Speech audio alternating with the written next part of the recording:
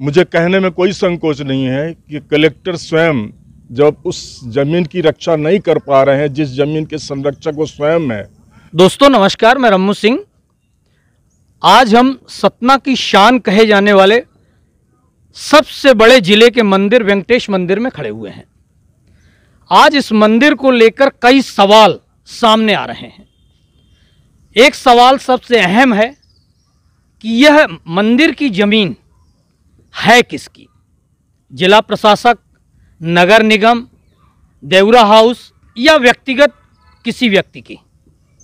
ऐसे बहुत सारे प्रश्न हैं। इस जमीन पर कई लोगों ने अतिक्रमण किया हुआ है। इस जमीन पर बहुत सारे निर्माण नगर निगम कर रहा है। तो आखिर यह जमीन है किसकी, और अगर निर्माण कर रहे हैं तो कैसे कर रहे हैं? ये जमीन है रीवा महाराज के पारिवारिक और देवराज नगर की इलाकेदार श्री शिवबकत सिंह जी के समय ये निर्माण उनके नाती श्री रणदमन सिंह जी। ये पूरा मंदिर, ये विंध्य क्षेत्र नहीं, पूरे मध्य प्रदेश का एक गौरवशाली स्थान है और गौरवशाली निर्माण है जो 3 पीढ़ियों में ये मंदिर पूरा कंप्लीट हुआ था। रणदमन सिंह जी की बहू और उनके नाती के द्वारा यह है 1876 में पूर्ण होकर के पूजा पाठ शुरू की गई थी और उन्होंने इस मंदिर के लिए साथ में 12 एकड़ से ज़्यादा ज़मीन मंदिर के नाम थी, जो पुराने खसरे में देख करके मालूम की जा सकती है। दुर्भाग्य इसका शुरू होता है जब से कलेक्टर इसके संरक्षक बनाए जाते हैं। मुझे कहने में कोई संकोच नहीं है कि कलेक्टर स्वयं जब उस जमीन की रक्षा नहीं कर पा रहे हैं जिस जमीन के संरक्षक वो स्वयं है, और 2 प्रमुख अतिक्रमणकारियों ने, एक तरफ एक ठाकुर साहब हैं स्टार ऑटोमोबाइल्स, एक तरफ पंडित कमलाकर चतुर्वेदी, सुधाकर चतुर्वेदी, उनके पिताजी के समय से इसमें अवैध कब्जा। क्योंकि दुर्भाग्य है कि भगवान तो न घूस देने जाएंगे न भगवान अपनी गवाही देने जाते हैं। ये दायित्व हम सब समाज का है कि हम उसकी रक्षा करें। और आज प्रमुख रूप से ये बात मैं कहना चाहता हूँ, जब सुप्रीम कोर्ट ने यह निर्णय दे दिया कि डायटी जो मूर्ति है वही इसकी मालिक है, ना ही महंत, ना ही पुजेरी, ना ही कलेक्टर इसको किसी भी रूप में इस जमीन का हस्तांतरण नहीं कर सकता है। और इसके पूर्व में सुप्रीम कोर्ट ने निर्णय दिया है कि जो भी मूर्ति की ज़मीन थी इसके पूर्व जितनी भी हस्तांतरण की गई है, जो भी रजिस्ट्री हुई है, जो भी अवैध लीज किसी ने की है, वह नल एंड वाइड मानी जाएगी। लेकिन आज कलेक्टर का दायित्व बनता है कि वो सब रिकॉर्ड दुरुस्त करके मुख्तियारगंज की पूरे अवैध अतिक्रमण को हटाए और जो भी अवैध अतिक्रमण को तोड़ करके इस मंदिर की मूर्ति की जो ज़मीन है, यह 3-4 लाख हिंदुओं का शहर है। और हम सब जब हिंदू नपुंसक बन करके, हम सब जब हिंदू आंख मूंद कर अपने बैठ जाते हैं, तभी ये अतिक्रमण होते हैं। और तभी समाज जब चुप हो जाता है तब भगवान की मंदिर की ज़मीन भी नहीं बचाई जा सकती है। और सतना का तो दुर्भाग्य है कि सतना में मुख्तियारगंज का मंदिर सामने दिख रहा है। राम टेकरी के मंदिर में करीब 100 एकड़ ज़मीन थी जिसमें 1 डिसमिल ज़मीन नहीं बची। डाली बाबा के मंदिर में 50 एकड़ ज़मीन थी जिसमें 1 डिसमिल नहीं बची। और रम्मू जी, मैं आपको बताऊं कि सुहावल राज परिवार के 52 मंदिर थे जिसमें 14,000 एकड़ ज़मीन उन मंदिरों में चढ़ी हुई थी। सरभंग आश्रम जैसे मंदिर जहां 200-300 एकड़ ज़मीन थी, उनके पास 10 एकड़ ज़मीन नहीं बची है।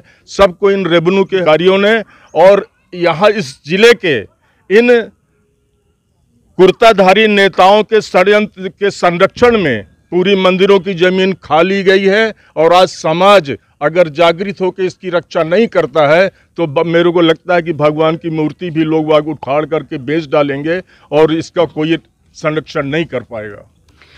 तिवारी जी, ये आपके वार्ड में मंदिर है, आप बताएं। मुझे इस विषय में बहुत ज़्यादा जानकारी नहीं है जो आप बता रहे हैं, थोड़ा हो सकता है सत्य हो। और मैं जब से जाना तो इतना ही जाना, हाँ ये स्टार ऑटोमोबाइल बाद में बना था और कैसे बना ये मुझको जानकारी नहीं। आप कुछ बता रहे हैं मंदिर के बारे में? अच्छा, हाँ जी, आप बताएं। देखिए, ये ज़मीन मंदिर की ज़मीन है और मुझे जो जानकारी है कि पूर्व में जब यहाँ मोहंती कलेक्टर थे उस समय पे नगर निगम द्वारा ये दुकानों का निर्माण कराया गया था। तो ये ज़मीन के अध्यक्ष थे कलेक्टर, निर्माण नगर निगम करा रहा था। ये स्वयं ये आज तक अंधेरे में है कि ये ज़मीन राजस्व की कलेक्ट्रेट के उसमें कलेक्टर के संरक्षण में है कि नगर निगम के संरक्षण में है, ये आज तक वो इसका फैसला आज तक नहीं हो पाया। दूसरी चीज़ ये जो स्टार ऑटोमोबाइल्स के को लीज में ज़मीन दी गई, ये सर्वथा पूरा शहर जानता है कि गलत तरीके से ज़मीन लीज में दी गई थी। तो जब इसके अध्यक्ष कलेक्टर थे, मोहंती साहब कलेक्टर थे, उसके बाद कई कलेक्टर यहाँ आए, 10 कलेक्टर आ चुके। कलेक्टर पूरे ज़िले का मुखिया होता है। ये तो एक छोटी सी मंदिर की ज़मीन थी। अगर वो चाहते, उनकी अंतरात्मा से अगर काम करते कि हम मंदिर के लिए कुछ करें, तो ये ज़मीन का कब्जा तत्काल हट जाता, कोई बड़ी बात नहीं थी। लेकिन इस तरफ किसी ने, जिम्मेदार व्यक्ति ने ध्यान ही नहीं दिया। आज भी कई ज़मीनें मंदिर की, जैसे अभी बाद में सत्यनारायण महाराज के नाम से ज़मीन थी जो दान की गई थी मंदिर के नाम पे, सत्यनारायण भगवान के नाम से। और दुर्भाग्य से जो यहाँ के महंत थे उनका भी नाम सत्यनारायण महाराज था। तो अब उनके नाम पे ज़मीन चली गई, मंदिर खाली रह गया, जबकि वो सारी ज़मीनें मंदिर की हैं। और जो मुझे अभी दादा ने बताया कि ये ज़मीन आधी कमलाकर पंडित जी वगैरह कब्जा कर चुके हैं, तो मुझे उसकी जानकारी नहीं थी। लेकिन ये सत्य है कि यहाँ ब्रिज के नीचे तक पूरी ज़मीन मंदिर की थी और यहाँ अवैध रूप से इनको 90 साल की लीज दे दी गई, जो सर्वथा गलत थी। कुल मिला के प्रशासन पूरी तरह से नपुंसक है। प्रशासन कोई कार्रवाई नहीं कर रहा है। बिल्कुल नहीं कर रहा है। जिस जमीन का संरक्षक कलेक्टर हो, उसका अतिक्रमण हो जाए तो इससे ज़्यादा बुरी बात क्या हो सकती है यार। फिर कौन, जब बारी खेत खा रही है तो उसकी रक्षा कौन करेगा।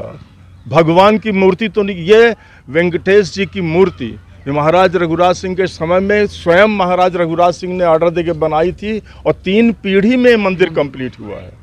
इतनी बड़ी धरोहर, इसकी पत्थरों की नक्काशी देखिए, सब चीज़ें कि अद्भुत है आपके।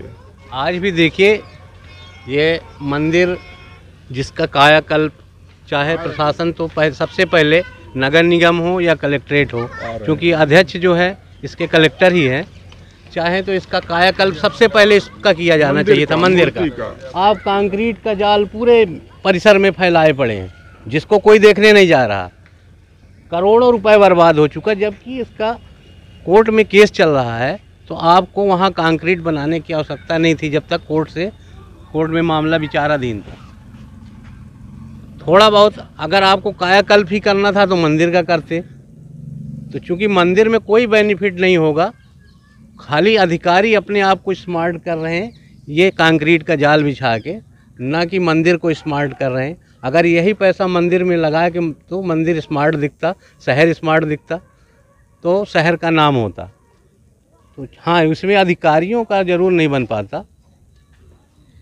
मतलब मंदिर के नाम पर प्रशासन स्मार्ट सिटी का बजट भी इसकी ज़मीन पे ही खर्च कर रहा। बिल्कुल कर रहा। जी, आप आज रम्मू जी, बड़े खुशी की बात है कि हमारे बीच वो राज परिवार के सदस्य आदरणीय श्री संजय सिंह जी, धर्मेंद्र सिंह जी उपस्थित हैं, जिनके स्वर्गीय फोर फादर्स ने जो इस मंदिर को बनाया, वो स्वयं इसका विवरण देंगे। देवरा हाउस जिनके नाम से यह मंदिर बना है, जिनके पूर्वजों ने यह मंदिर बनाया है, तो देवरा हाउस के धर्मेंद्र सिंह जी आपको बताएंगे कि आखिर इस मंदिर की हकीकत क्या है। यह मंदिर हमारे पूर्वज लाल रंदमन सिंह बाबा साहब द्वारा बनवाया गया था। इस मंदिर को की ज़मीन का डोनेशन बरदाडी इलाकेदार साहब द्वारा उनको, हमारे पूर्वजों को डोनेट किया गया था, जिसमें उन्होंने अपना मकान बनाया और ये मंदिर का निर्माण किया। इसी के साथ साथ खेरदाई रोड भी, खेरदाई जो मंदिर है वह भी इसी मंदिर का हिस्सा। उसके बाद से यह मंदिर हमारे उनके लड़के लाल रामानुज प्रसाद सिंह ने बनवाया। उनकी एक्सपायर हो गए आकस्मिक, तो उनकी पत्नी जो यहाँ सुरदहा की थी वो बनवाई। उनके बाद कुछ बचाव शेष था तो लाल बलवंत सिंह बाबा साहब जो जनसंघ के सन 50 के विधायक भी थे, होम मिनिस्टर भी थे मध्य प्रदेश के, उन्होंने इसका पूर्ण निर्माण कराया। प्रशासन आखिर ऐसा दोहरा चरित्र क्यों निभा रहा? प्रशासन इस मंदिर को न देख रेख कर रहा और न इसको वास्तव में इसका दुरुपयोग कर रहा। जब महंती जी थे तब जो मंदिर सामने दुकानें बनी थी उस समय भी हम लोगों ने आपत्ति की थी कि आदरणीय यह जमीन आपकी नहीं है, यह जमीन मंदिर की है, इसमें आप पैसा क्यों लगा रहे हैं?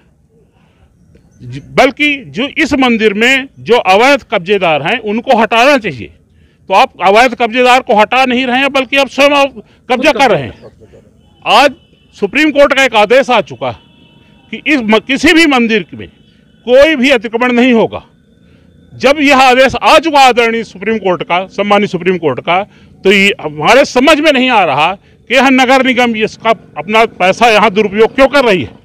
क्या हम ये मानने जाए कि ये जो पैसा लगा रहा ये बाद में मंदिर का हो जाएगा, यह निर्माण कार्य मंदिर के डोनेट कर दिया जाएगा? स्मार्ट सिटी का करोड़ों रुपए इसमें लगाया जा रहा है, यह सरासर गलत है। क्योंकि यह मंदिर है, यदि उनको मंदिर को प्रेजेंट कर देना तब तो ठीक बात है कि हमारे मंदिर को दे रहे हैं।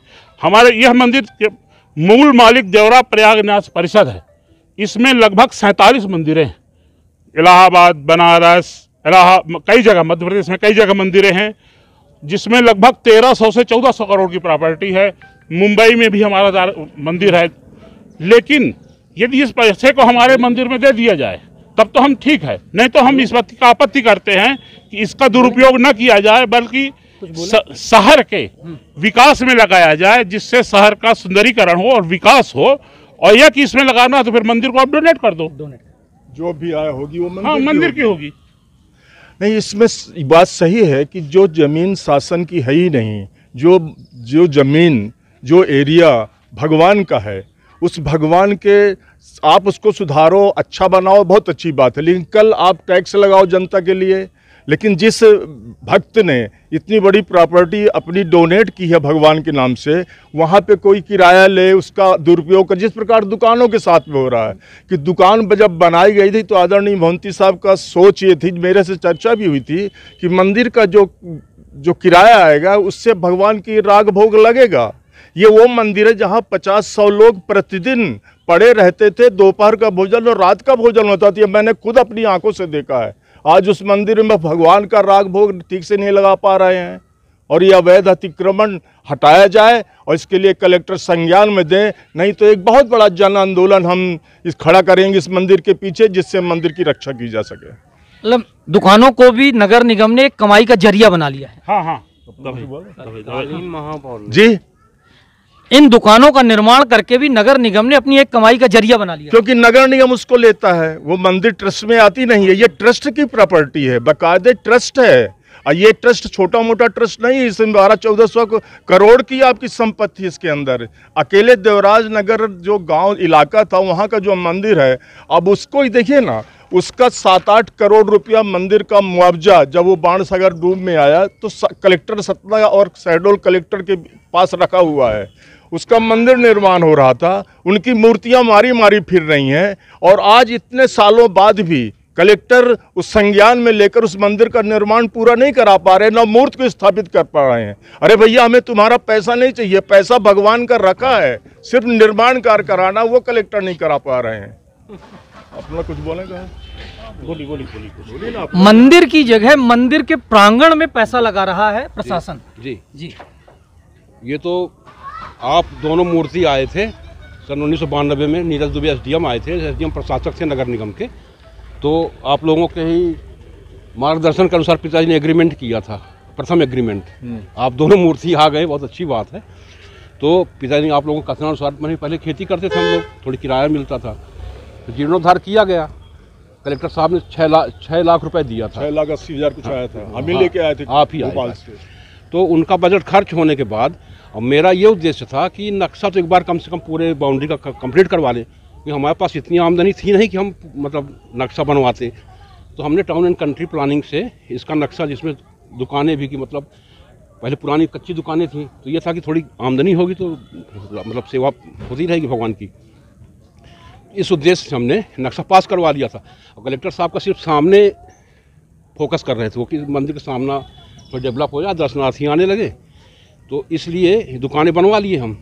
फिर जब उनका कलेक्टर साहब का बजट ख़त्म हुआ तो फिर 1-2 साल तक कोई कार्य नहीं हुआ। इसके बाद फिर कमिश्नर PN पांडे थे, तो हमने उनसे कहा साहब नक्शा हमने पास करवाया है, तो आप अगर पेपर में विज्ञापन देंगे तो एडवांस मिलेगा, तो उससे हमारी आप प्लानिंग पूरी कर दें। तो उन्होंने एग्रीमेंट कर लिया और उन्होंने विज्ञापन दिया, उनको 10-11 लाख रुपए एडवांस मिला, जिससे उन्होंने हमारी दुकानें बनवा दी। लेकिन ये पैसा तो नगर निगम में जाता है, मंदिर में तो आता ही नहीं, उसको तो मंदिर में आना चाहिए। एक सेकेंड, उसके लिए 2009 में हमने उनका कर्ज पेमेंट कर दिया 30 लाख रुपए नगर निगम का। अच्छा, उसके लिए फिर उन्होंने ऑब्जेक्शन किया, मतलब बोले कि अब आप हिसाब, हमने उनसे हिसाब लिया, फिर बोले कि पहले इलेक्शन नहीं होता था, पहले कमिश्नर ही फुल रहते थे, SDM प्रशासक रहते थे, तो फिर बोले मेयर इन काउंसिल की मीटिंग करवाना पड़ेगा। वो भी हमने प्रस्ताव पारित करवा लिया है ना। अब पुरुषोत्तमाचार शिकायत किए हैं कि इसमें प्रबंधक कलेक्टर दर्ज है। अब एक बार जब डॉक्टर सत्येंद्र सिंह से तो पप्पू गए थे तो मीटिंग में थे, उसके बाद हम लोग जा नहीं पाए। सिर्फ प्रबंधक जिलाध्यक्ष दर्ज होने के कारण अभी किराया हमको ओवरहेड नहीं किया। बाकी BB सिंह घरवार थे ना, उन्होंने फैसला दे दिया था कि हमारा कर्ज मिल गया है, मंदिर का कर्ज मतलब किराया मंदिर को वापस दिया जाए। ये एग्रीमेंट था इस तरह का। तो अब चूँकि बस कलेक्टर साहब से मिलना है, वो किराया मिल जाएगा। नगर निगम कोई ऑब्जेक्शन नहीं करा, किराया नहीं मिलेगा, ऐसी कोई बात नहीं। सिर्फ एक बार कलेक्टर साहब से मिलना है। आपके पास कोई रिकॉर्ड है कि इस मंदिर में जमीन कितनी थी? इस मंदिर में आप इसकी व्यवस्था देख रहे हो, बता आपके पास पुराना कोई कागज है कि टोटल एरिया कितना था इसका? पहले तो मान लीजिए गांव ही लगा हुआ था। नहीं, ये मंदिर का एरिया, मंदिर का, इस जमीन का पहले तो पूरा गांव था, वो 9 एकड़ 49 डिसमिल निकल गई उधर, है ना। इधर ये बाउंड्री उस पर स्वामी पूर्णानंद जी निकाल 47 में कब्जा कर लिया था उन्होंने। नहीं, तो वो वही हम आपसे जानना चाहते हैं कि आप इसके महंत थे जब मंदिर है आपके, जब ये मंदिर बना है तो उस समय कितना रकबा था इस मंदिर के अंदर? मंदिर उस समय तो 3 गांव चढ़े थे इस मंदिर में। मुख्तियारगंज, जागीर उन्मूलन के बाद सिर्फ 11 एकड़ मिला था बाउंड्री। खखरी थी, पुरानी खखरी थी। 11 एकड़ पिताजी हमारे चार्ज लिए सन 1957 में, सिर्फ 11 एकड़ भूमि थी बस। 11 एकड़ में अब कितनी बची है? रेलवे ने लिया आधा एकड़, हाँ। 10.5 एकड़ है। 10.5 एकड़। एक बार केबिन बनी। और ये बाउंड्री के इधर कितनी गई? 9 एकड़ 49 डिसमिल। और इधर कितनी गई? किस आधार पे गई थी? वो उस समय देवरा इलाका नाबालिग था, हाँ। रिसीवर कायम था, हाँ। तहसीलदार प्रबंध करते थे, हाँ। उसमें भोड़ घास होती थी। कोई भी पार्टी 1 साल के लिए ऑक्शन में घास खरीद लेते थे, हाँ। फिर कटवा के साल भर मतलब गऊ को खिलाते थे, जो भी करते रहे हों। तो एक साल स्वामी पूर्णानंद स्वामी जी उसे घास को नीलामी में ले लिए और दिमाग में उनका थोड़ा चालबाजी रही होगी। उन्होंने घास कटवाने के लिए 3 महीने का म्यादी पट्टा मांगा तहसीलदार से कि मैं किसी कारणवश घास नहीं कटवा पा रहा हूँ, तो आप मुझे 3 महीने का म्यादी पट्टा दे दें। फिर जब 3 महीना बीत गया तो उन्होंने 6 महीने का आवेदन किया। 6 महीने का भी मतलब उन्होंने पट्टा दे दिया घास कटवाने का। फिर उन्होंने स्थायी पट्टे का आवेदन किया। तो फिर हमारे गुरु महाराज अभिनव परमार्थ भूषण स्वामी जी, सीतारामाचार्य स्वामी जी, उन्होंने उज्जदारी कर दिया तहसील में। वो चला रेवेन्यू बोर्ड ग्वालियर तक, तो उसमें हार गए स्वामी जी। अब प्रयाग से आते थे, अब इनकी जान पहचान मंत्री मिनिस्टरों से, तो इस कारण ये जीतते चले गए। हमारे पिताजी 1957 में आए। नहीं, कोई रिजल्ट, कोई आपके पास उनका निर्णय है आप लोगों के पास? पिताजी हमारे सुप्रीम कोर्ट तक लड़े हैं, कहीं ना कहीं रखा नहीं, तो उसको देखिए ना निर्णय। हाँ? क्योंकि अब ये निर्णय किया सुप्रीम कोर्ट ने कि भगवान के नाम से जो जमीन है, वो जितनी भी रजिस्ट्रियां हुई हैं, जितने भी निर्णय हुए हैं, सब अवैध हैं। और सब जितनी भगवान डाइटी जो भगवान की मूर्ति थी, सब वो रिकॉर्ड दुरुस्त करके सब जमीनें भगवान के नाम की जाए। ये सुप्रीम कोर्ट ने निर्णय कर दिया है। फिर जब 57 में पिताजी आए तो आपके देवराज नगर के मैनेजर रहते थे छोटकू सिंह बायस, ये सामने घर है, स्टार्ट मोबाइल की जस्ट डबल मंजिला। तो उनके बेटे थे कामता प्रसाद सिंह, वो वकालत करते थे। तो वो पिताजी के बड़े मतलब परम मित्र थे। वो जब कोर्ट जाएँ तो आते थे यहाँ पिताजी के पास, आज जाते समय फिर वापस आते समय बैठते थे घंटे 2 घंटे। उन्होंने पिताजी से बताया कि स्वामी ऐसी ऐसी बात है, आप सिविल सूट दायर कर दें। फिर पिताजी कागजात इकट्ठा करके सिविल सूट दायर कर दिए। तो सिविल सूट में क्या हुआ? उसमें बेरू म्याद पॉइंट में खारिज कर दिया। बेरू म्याद, टाइम वार्ड, ओवर म्याद, दिसंबर की जो छुट्टी होती 7 दिन की, 8 दिन की, वो उसको मतलब बताया कि अगर आप 1 साल के 1 दिन पहले दावा दायर करते तो जीत जाते। तो वो दिसंबर की छुट्टी को नहीं जोड़ा उन्होंने। दिसंबर की छुट्टी में मतलब थोड़ी गड़बड़ी करके थोड़ा वो जजमेंट सब देखी ना अपना पास में। लेकिन अभी जो सुप्रीम कोर्ट का आदेश आया है कि मंदिर की जमीन को चाहे वो कभी भी लीज हो, कुछ भी हो, अब वो मंदिर के नाम ही दर्ज होगी। तो इसके बाद आपने कुछ किया? उसके बाद अब ये तो आप इन्हीं के मुंह से सुन रहा हूँ कि सुप्रीम कोर्ट का कोई नया आदेश आया है। हाँ। इसकी जानकारी मुझको नहीं थी। आपको नहीं है जी।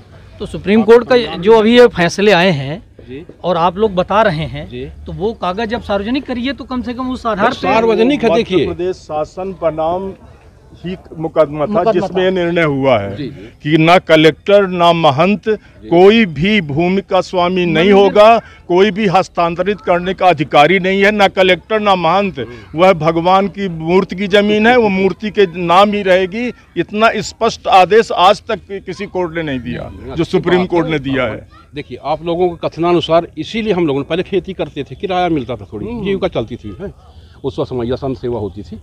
लेकिन इसी उद्देश्य से कितना बड़ा मंदिर थे, इसके हिसाब से बाहर थोड़ी स्वच्छता होना चाहिए, लोगों को प्रकाश मिले, हैं, थोड़ी आए दर्शन करें, सत्संग मिले, मतलब सही वातावरण मिलना चाहिए। तो वो हमने किया। फिर एक बार का पूरा नुकसान कर दिए लोग। फिर सांसद गणेश सिंह थे, उन्होंने फिर इसको डेवलप किया दोबारा, हैं, ये बगीचा वगीचा सब बाउंड्री बनवाया। फिर इसके बाद फिर स्मार्ट सिटी का 7 करोड़ 37 लाख का बजट मिला है। तो बाकी देखिए, कलेक्टर प्रबंधक दर्ज होने के बाद दादा भाई मतलब मोहंती साहब ने नीरज साहब को भेजा था ना, और उन्होंने एग्रीमेंट करवाया था पिताजी से। एग्रीमेंट करने के बाद उन्होंने इसमें जीर्णोद्धार शुरू किया था। उनकी कोई नीयत खराब नहीं है, बस सिर्फ ये है कि कलेक्टर साहब से आप लोग अगर कह देंगे कि 1992 से भूमि अधिग्रहित है, कोई आमदनी नहीं है, बस प्रबंधक जिला अध्यक्ष से आप सिग्नेचर कर दें, हमारा किराया हमको मिल, अधिक नहीं है, 40-50 हज़ार रुपये महीने मिलता होगा, अधिक नहीं होगा। चलिए, बहुत बहुत धन्यवाद। एक रिजल्ट तो सामने आया कि आखिर इसके फैसले क्या आए हैं सामने। अगर सतना की जनता जागेगी तो यह धरोहर बच पाएगी, और बाकी फिर सबका भगवान मालिक है।